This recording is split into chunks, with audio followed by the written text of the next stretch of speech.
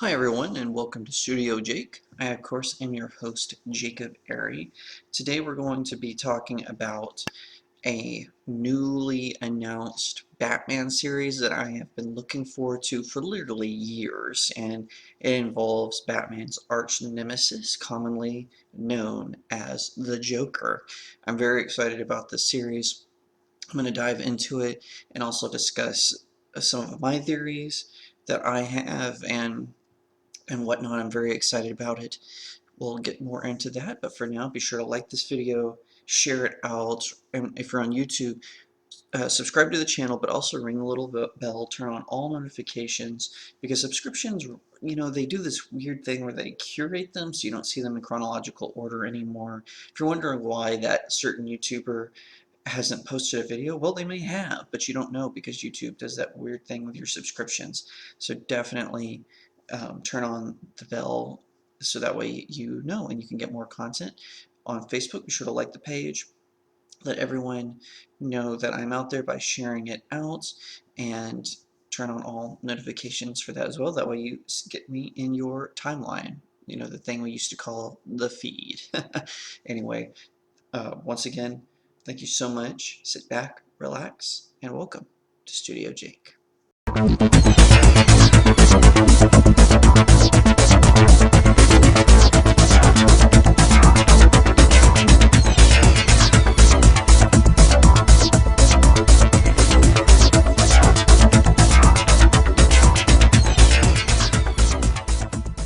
DC Comics has finally announced that they are doing a series that fans have been waiting for literally for 4 years. It is DC Comics Batman 3 Jokers, and it'll be written by Geoff Johns with art by Jason Fabok and Brad Anderson. I am really looking forward to this series. According to a press release following an exclusive interview on EW.com, DC is finally revealing to fans details on one of the most talked about and highly anticipated miniseries in comics, Batman 3 Jokers. 30 years after The Killing Joke changed comics forever, Batman 3 Jokers re-examines the myth of who or what is the Joker and what is the heart of his ongoing battle with Batman. New York Times bestselling writer Geoff Johns and Eisner Award-winning artist Jason Fabok reunite to tell the ultimate story of Batman and the Joker. After years of anticipation, the epic story is finally here. Find out why there are 3 Jokers and what that means for the decades-long battle between the Dark Knight and the Clown Prince of Crime. In this powerful, emotional story, Batman, Batgirl, and Red Hood, all past victims of the Joker, work together to solve a mystery unlike anything they've seen before.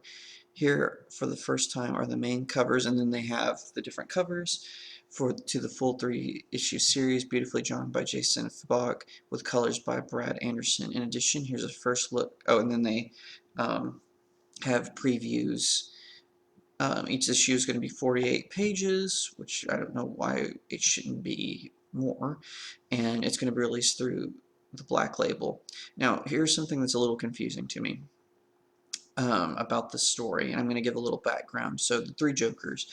One of the things that has plagued comic book fans and historians and whatnot is how the Joker just does keep coming back, because the Joker has been killed by other villains, or it appears that he's been killed by other villains. He's fallen into smokestacks. He's been in exploding buildings. His very first appearance, Batman caused him to stab himself, and so they thought he was dead, and all this other craziness that has happened.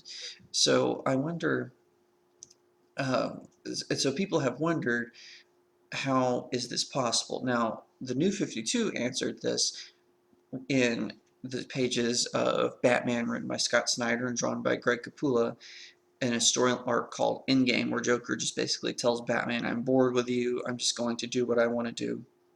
I'm no longer defined by our relationship. And so what they said was Joker had found a Lazarus pit in Gotham.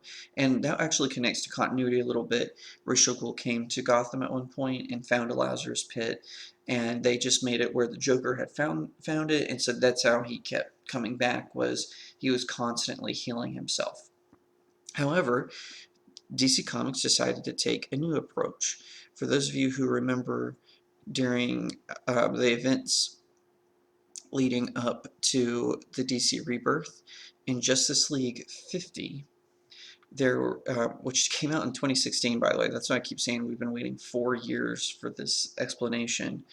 Um, the Justice League fights whatchamacallit, they fight Darkseid, and Batman gets an opportunity to sit in the Mobius chair. If you don't know what the Mobius chair is, it's this device that when you connect to it, you basically have all knowledge in the universe simultaneously. It's like a giant universal Wikipedia, and Batman gets connected to it, and he asks the chair two questions. First, he says, "Who killed my parents?" Responds Joe Chill. And then the second question is, "What is the Joker's real name?" And then you don't see the chair's response, but Batman suddenly yells, "That's impossible." So you don't really know what the chair said, and so like all this fan speculating started happening. Oh, is Alfred really the Joker? I mean, a bunch of ridiculous stuff. I honestly thought the twist was you were going to find out the Joker was Joe Chill. That's what I was waiting for, but it ended up not being that ended up not being the case. So in DC Rebirth #1, the Green Lantern comes to Batman and asks, "What did the chair say to you?" And Batman reveals that the chair said that there were three Jokers. And then later in DC Rebirth #1, in fact, they even did a variant cover that showed three different versions of the Joker. So the first one they showed in the page was kind of the Chuck Dixon Joker. So the Joker of the 90s, who was like a sadistic gangster and very, what's the word? He was incredibly violent, but he was more like this criminal mastermind version of the Joker. The second version is what people call the Alan Moore version, right? So it's the Killing Joke, which I think is criminally overrated. But anyway, I digress on that. Um, so he's a madman, he's a serial killer, he's a sadist. And then the third version is the Scott Snyder, which is again Snyder kind of brought him back to his criminal mastermind days, but he's more, what's the word I'm looking for? He's more like an urban terrorist that always has a smile on his face in the Scott Snyder version. So, three different versions of the Joker, three different personifications. They even did a variant cover that showed them like up close, that showed these three different versions of the Joker up close, so you could see very well what they were talking about. So, however, in this press release, with the images, it shows the same Joker just making different expressions, and he has different collars. So the first one is he's wearing his traditional purple suit, but he's smiling very deviously, and he's got a bloody crowbar he's holding. The second cover is he's wearing the black suit, and he's got the bow tie that Scott Snyder used to draw him with, and it looks like his collar is whatchamacallit, like a coat collar. But this one, he's not smiling. He's just looking real intently at you, and his fingers are kind of in a meditative pose.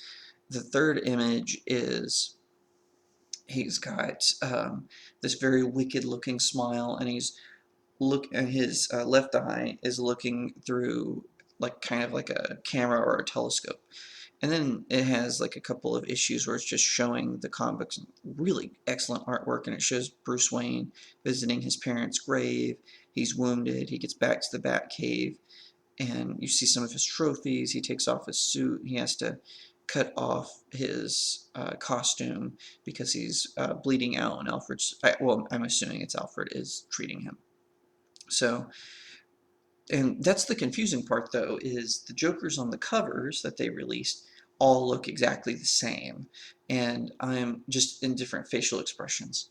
So this was a little confusing to me because I was expecting Joker to be different. I was expecting these three different Jokers. Nonetheless, I am excited for this miniseries. It's quite frankly about time that they resolve this. Now, a I read this really interesting piece from a website called Comic Nexus, and one thing that I didn't notice at first, but they did, and props to them, Comic Nexus from InsiderPulse.com, they pointed out that DC is releasing this through their Black Label.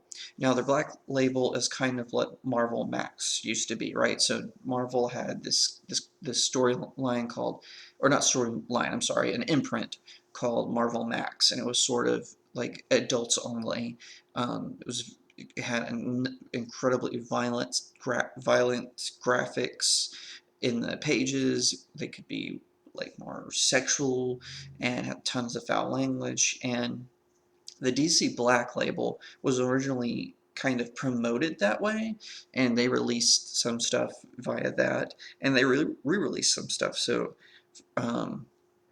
whatchamacallit, Batman White Knight, bleh, it was originally it was they were saying it was an Elseworld kind of story, but then they re-released it as a Black Label story. So this one is being released, but is it continuity or not? Because in the DC Rebirth, they make this very distinctive. Like they're saying, yes, this is canon that there's three different Jokers, that Batman has grappled with three different Jokers. And in fact, even in the post-crisis universe, they kind of drop hints about stuff like this. So like Batman, Arkham Asylum, A Serious House on Earth. There's a point where Batman is talking to a psychiatrist at Arkham Asylum about the Joker, and she's basically saying that she doesn't think the Joker is actually insane. He just he is sane when he wakes up, but he wakes up in a different state of mind, sometimes for days at a time. It's the same. And she points out that, sometimes he's a harmless prankster who just kind of does these things to get your attention, and then other times he's a homicidal maniac. And she goes, but it's not different personalities. It's just every time he wakes up, he perceives the world differently. And there's in the tie-in to the Young Justice animated series, which by the way is not canon, but just as an example, John Jones, the Martian Manhunter, he tries to read the Joker's mind on one of the issues, and then he suddenly backs away and screams, and the Joker says, "Scary in there, isn't it?" Sorry, that's a terrible Heath Ledger impersonation, but so I can see that for sure. Now, to me, it would behoove them to show the distinct personalities of the Joker, that this has been a massive trick that has fooled Batman so many years. And my only issue with kind of like the Alan Moore and the Scott Snyder Joker is they're kind of similar. It's just the Alan Moore Joker is less grandiose, and I'm saying Alan Moore not because he created that, but the Killing Joke kind of set a precedent for how the Joker was going to be portrayed up until the New 52 and the kind of what we call the post-crisis universe. Now, um, and I mean going forward, because obviously post-crisis was the 90s also, but I just mean the Killing Joke kind of set a precedent for how the Joker was going to be portrayed, as opposed to the sort of Tim Burton, Bruce Timm version of the Joker, where he's a maniacal, sadistic crime lord and criminal mastermind who wasn't necessarily interested in being a serial killer, but wanted to pull off like these grand acts that were seen as original crimes, and he had no problem making money while he was doing it. And they kind of showed that in the comics for a while. The Joker reflected that up until the Killing Joke, and then that's when kind of the more serial killer, spree killer Joker kind of started to appear. A lot of the writers after that, including Chuck Dixon, who, by the way, is a better writer than Alan Moore, um, he even started to do this in his Batman pieces, and it wasn't until Scott Snyder came along and kind of made him return to that criminal mastermind and whatnot, and kind of made him more grandiose in his plots. That's the Scott Snyder years is when we got Death of the Family, and like I said, Endgame, and some other really bizarre stories like that. And I really feel like, but like I said, the Alan Moore Joker and Scott Snyder Joker were too similar, I think, where you could make a distinct Joker. So I always thought that they should have done the Grant Morrison Joker. Now, during Grant Morrison's run on Batman, Bruce Wayne was thought to be dead, and so Dick Grayson had become Batman, and they introduced a whole slate of new villains during this time. That's when the Circus of Strange comes along, and Professor Pig, a bunch of and a bunch of other ones. And some of these had been introduced before, but they were what's the word I'm looking for? But they just weren't popular, and so Grant Morrison kind of brought them out of obscurity to give Dick Grayson his own unique rogues gallery during this run. Now, one thing that I thought was kind of interesting was that Joker is kind of distinct. Now, this Joker had actually been shot, and he had a bullet wound in his head, and it froze his smile. So unlike the Scott Snyder or the Tom King Joker, who could do a frown, this Joker was constantly smiling, and it made him more sadistic. And I think at one point he even poisons Damian Wayne, to who was the current Robin at the time, to make a smile. And this Joker, I think, would be a more distinct Joker.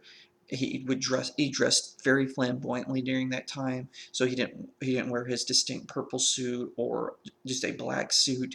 He wore like a kind of a white shirt with overalls at times. And I think that if they had wanted to do three distinct Jokers, they should have gone with the Morrison era Joker. And again, because he was very, very different, and at least he had different facial features. He was still similar, but like I said, he had a bullet scar and a smile. Now, those went away when they did the run where the Dollmaker, or Dollmaker, if you're a Gotham TV series fan, took off the Joker's face, and when his face got restored, all of the bullet hole and that was gone. I think that would be interesting.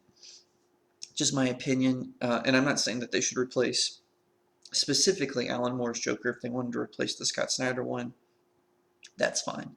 But I really think that that would have been a better, more unique way to go, or the Bruce Timm Joker, because let's not forget, in the Bruce Timm Joker, he he had a distinct personification, one that was similar to one at the comic books at the time, but also similar to the Tim Burton Joker, but also was his own personality. I really think that's due to Mark Hamill's voice acting. I could definitely see that happen. I could see that come along.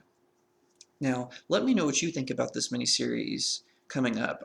Comic sales across the board are down, and there's some comic book creators who are kind of in denial about this, especially the SJW creators.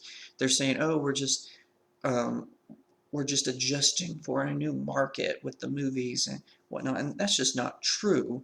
The comic book sales based on numbers from Comicron, which tracks comic book sales, and Diamond Distributors, which helps get comic books into the hands of comic book stores. They basically have a monopoly on the market. I'm surprised another distribution chain hasn't challenged them, but allegedly, anyway. I would like to hear your thoughts on the three Jokers and why DC decided to run it under the black label, because like I said, that implies that it's not canon, but maybe they just wanted it to be more violent, which my only problem is when people make the Joker this level violent, so without any purpose. It kind of bothers me, because the Joker isn't violent for violence sake. He always has some weird logic to what he's doing. And that's kind of been my problem with ever since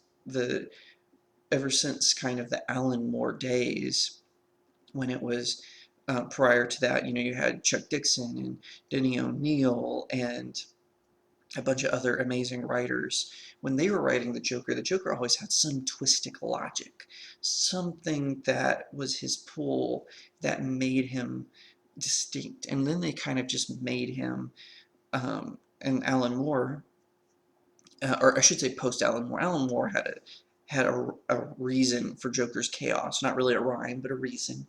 And I really feel like post that they when they just kind of made it where Joker was just kind of a sadist who was doing all these things for no reason, and it doesn't make sense. That kind of just made him like any other killer. So I hope that going forward after Black Label, and when they're done with this ridiculous fifth generation story arc, they return the Joker to that smart, sadistic, rhyme and reason, twisted logic kind of personality. Because I think that that is what made him unique as a villain, specifically a Batman villain. And Tom King actually kind of started out that way in his story arc, the War of Jokes and Riddles. Joker was kind of a return to that sort of 90s Joker up until the wedding issue, and then he just made Joker like all the other villains, just with a maniacal laugh. So hopefully another writer can come around to that. Anyway, that's all the time I have for today. Thank you so much for tuning in. I'll see you next time right here on Studio Jake. Don't forget to follow me on social media. You can find me Parler, Instagram, and Twitter at Real Jacob Airy. Facebook is author Jacob Airy. YouTube is Studio Jake. Buy my novel. Also, before I go, one thing I forgot to mention, I'll be recording this Saturday to be on You Got It with Warrior Woman 91. I'm very excited to be returning. She and I are friends, and I'm looking forward to this conversation. It's going to be a blast. Now, I don't know when it's going to air. I'm just recording. She likes to plan her episodes out. I don't blame her. That makes things so much more interesting. So I'm going to repeat myself. Buy my novel, Amazon.com, Walmart.com, BarnesandNoble.com. Thank you again for tuning in, and I'll see you next time right here on Studio Jake. Didn't mean to do that twice.